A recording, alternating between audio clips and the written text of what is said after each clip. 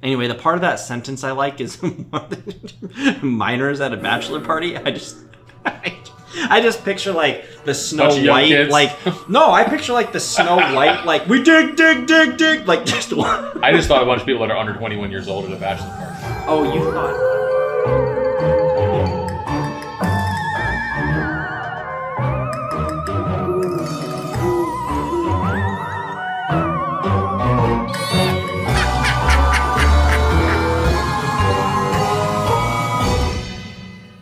Welcome to Talk About Scary, the show where we do just that. Talk about history. And scary places. And scary places sometimes. Sometimes. Mostly history. Mostly history, is true. I'm Clay. I'm Adam. He's Adam. He's and Clay. I'm Clay. That's right. So today we are talking about a really, really exciting place. I'm excited. We are.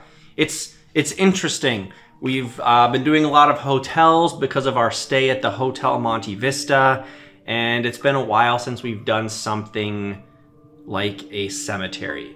So I figured let's go to Colorado and talk about the Silver Cliff Cemetery. Ooh. You know why I like cemeteries? Because there's dead people there. There is dead people there. There you go. That's the first part. That is actually better than a lot of places that we've investigated so far, so... Although there's no proof that they weren't all buried alive. They're dead now, but they could have all been alive when they were buried. Yeah, back then. It does happen sometimes. Yeah, people are interred alive, yeah.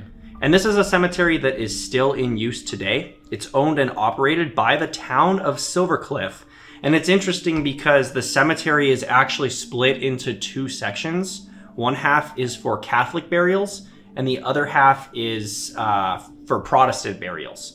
So, I don't know why, but I find that kind of interesting. It's like, it reminds me of a wedding. No. Pick a seat, not a side. It was established in the early 1880s, and it's about 1 mile south of State Highway 96 on Mill Street. I know Adam likes to give locations. This is Talk About Locations. Talk about locations. It's important so these people can go and they can find these places on their own time.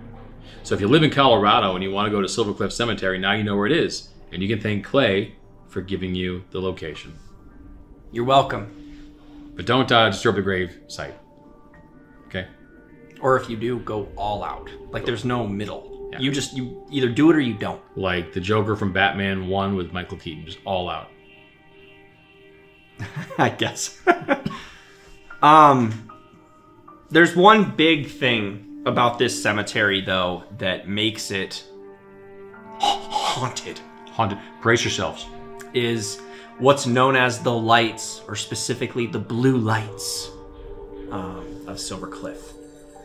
Now, this is interesting. This is something that we don't normally have on Talk About Scary, an actual reputable source that is taking photography and talking about it.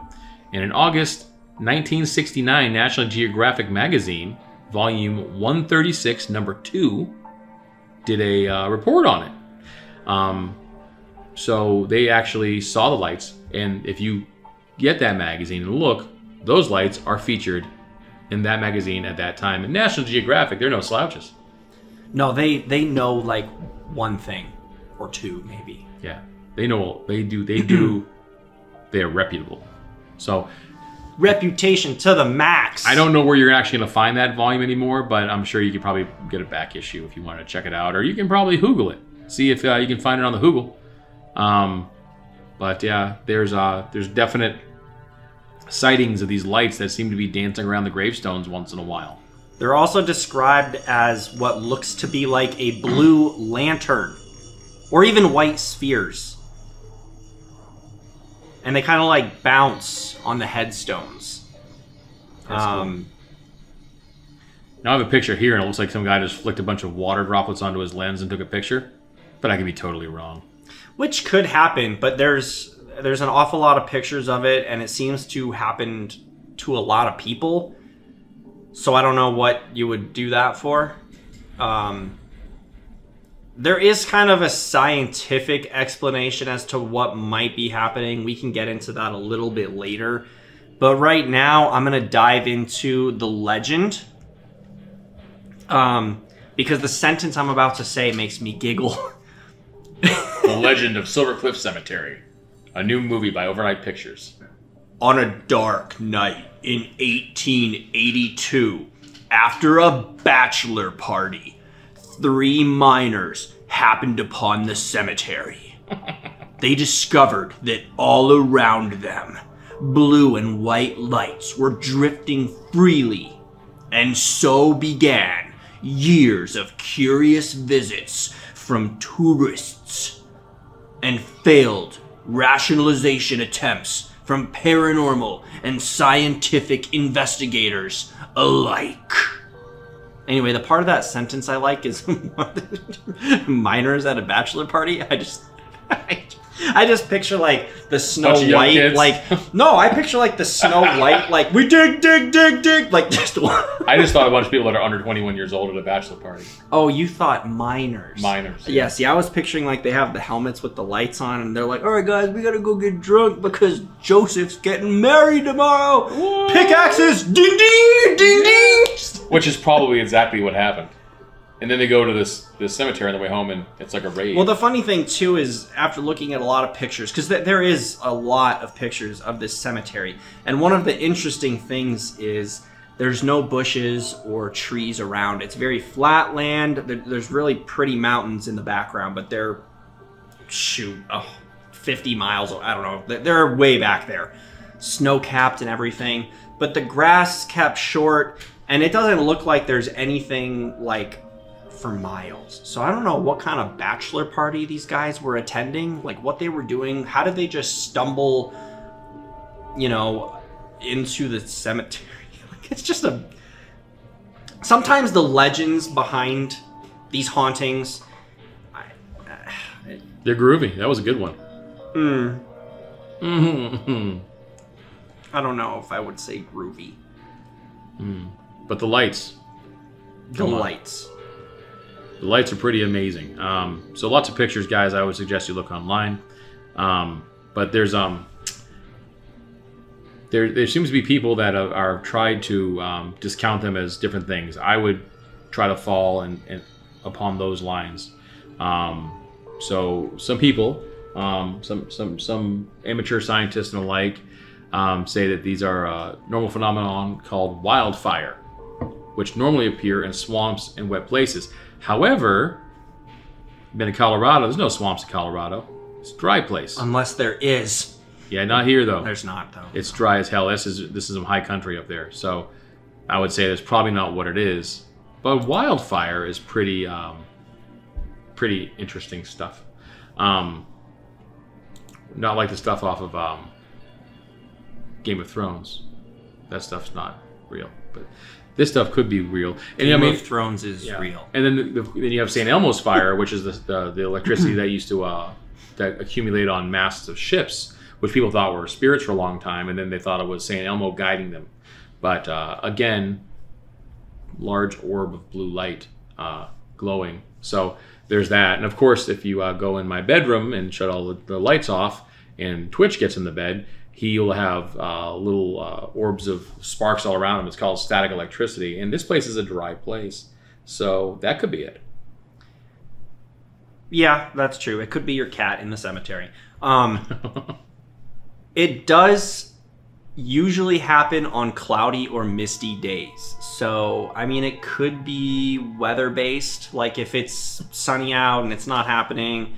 If we're talking about like swampy weather. So if, I mean, it does get foggy here. I'm sure it gets foggy everywhere. But if this is exclusively happening on a day that's foggy or misty or overcast, I could attribute the weather being the main culprit behind the haunting blue lights of Silver Cliff Cemetery. It's true. Now, there's a skeptic. Her name was Karen. Of course it was. It's always Karen's. Karen Stolznow. She investigated the cemetery and wrote that there were several natural explanations for the colored lights, such as a receptor on the retina of the eye sensitive to the color blue, or the effect of phosphenes, which are brief flashes of light. What are they? Phosphenes? Phosphines. It's hard to say. Brief flashes of light perceived by the eye, sometimes induced by eye movements, sometimes induced by eye movements.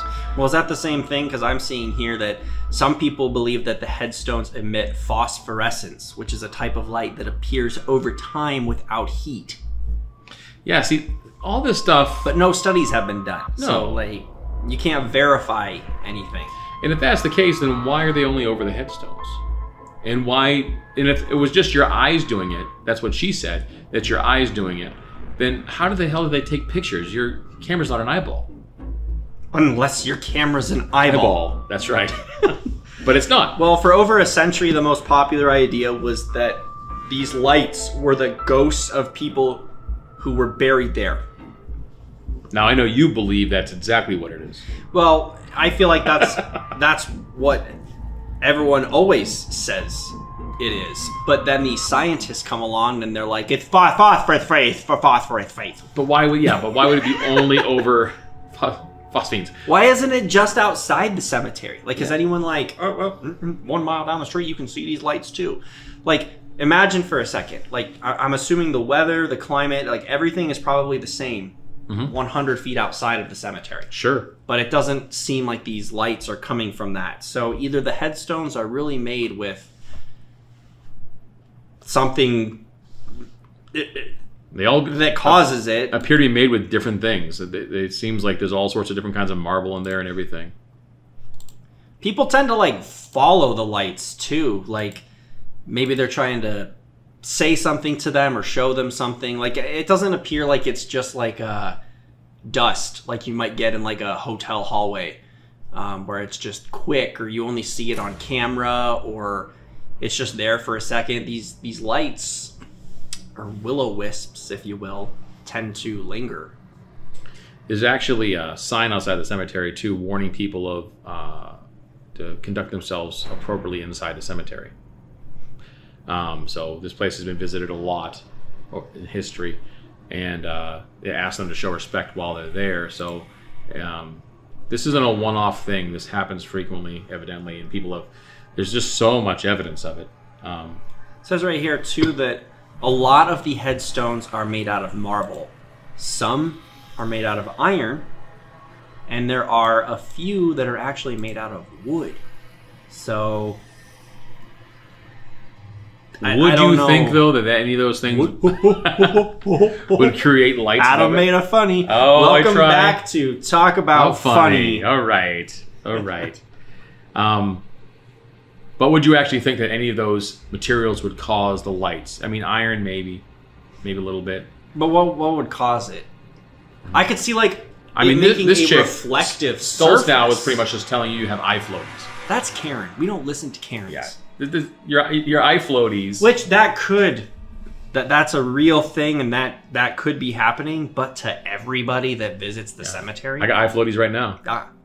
If you ask what it's doing, it's just moving away from wherever you're going to look. That's all. Just floating around, being your best friend. But yeah, I don't think that's the case right there at all. And it doesn't seem to be any swampland around there, so probably not swamp gas, guys. But it's probably something else that you can that's scientifically proven. But thanks for National Geographic for actually taking a picture of it. I'll tell you that much. Well, and I will say too, I just want to add before we start to wrap this episode up, that there was an incident that occurred, because we haven't really talked about like why anything would be haunted. Yeah, it's a cemetery, there's dead people. Cool. That's the best reason. Cool story, bro. Haunting. Well, yeah, but you can't just assume that every cemetery is haunted. That would be like assuming every house is haunted. When I was a kid, my sister used to tell me to hold my breath when we went past cemeteries, because it wasn't in the car, because it's not nice to breathe when other people can't. So we try to hold our breaths the entire length of a cemetery. And cemeteries in New England, there's a lot of dead folks. But wouldn't it be rude then to have your heart beat when theirs can't? I don't know. I think she's trying to get me to die in the car. Well, next time you drive by, hold your breath and and make your heart stop beating, so that you can really appreciate the dead. But in 1885, there was an explosion at the Silver Cliff Bull Domingo mine, and it resulted in the death of 10 miners. Maybe 3 of those were the bachelor party bros. So they're making a rave inside the cemetery. Yeah. Boop, boop, boo. I was starting it up. I had to stop before we got carried away and just sang the rest of this episode. But pretty much all of the men who died in that explosion are buried at Silver Cliff Cemetery. So there is kind of an incident that occurred just outside the cemetery. And Catholics and Protestants dying together, mass hysteria. Mass hysteria. Neither of those two like each other.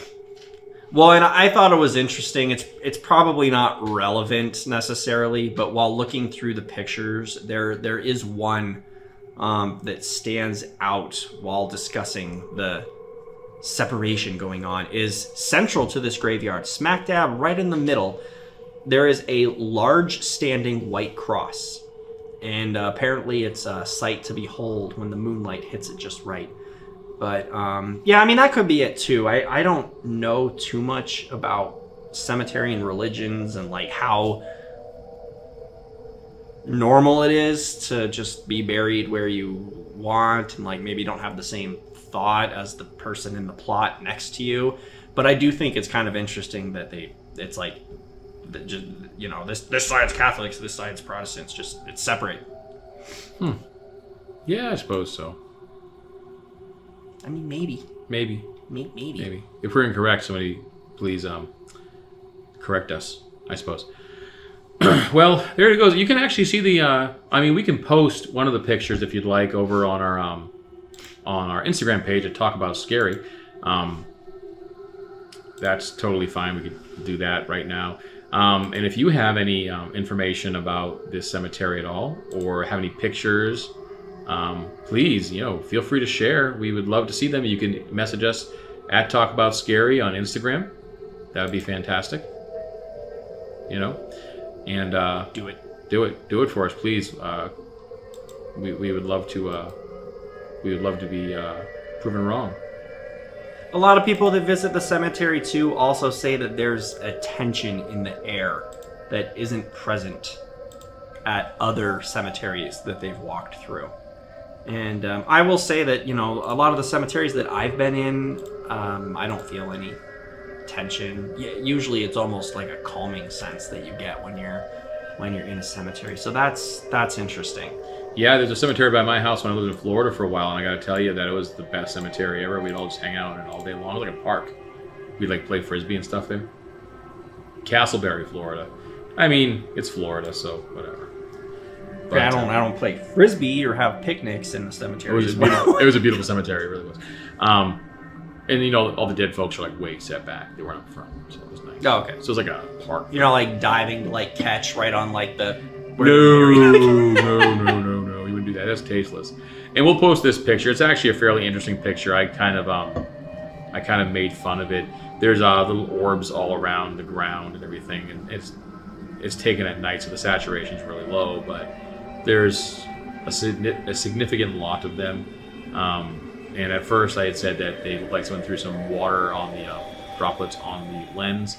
But some of these orbs of light seem to be pretty far away from the lens. They're not all on one plane. So there you go. There's something fun for you guys to watch there and see for yourselves. I'm just staring at the picture. So you know, but we'll post that on our Instagram page today. And if you have any stories about this place, again, please let us know. Message us via the gram, and we will post your story. We'd love to. And I think that's just going to do it for us today. Don't you? That's all I have. All right. Well, until next time, boys and ghouls. Creep it real. Creep it real. I actually like this picture a lot. This is a really good picture. Did you just email it to me? I just emailed it to you. That one would be good for the thing.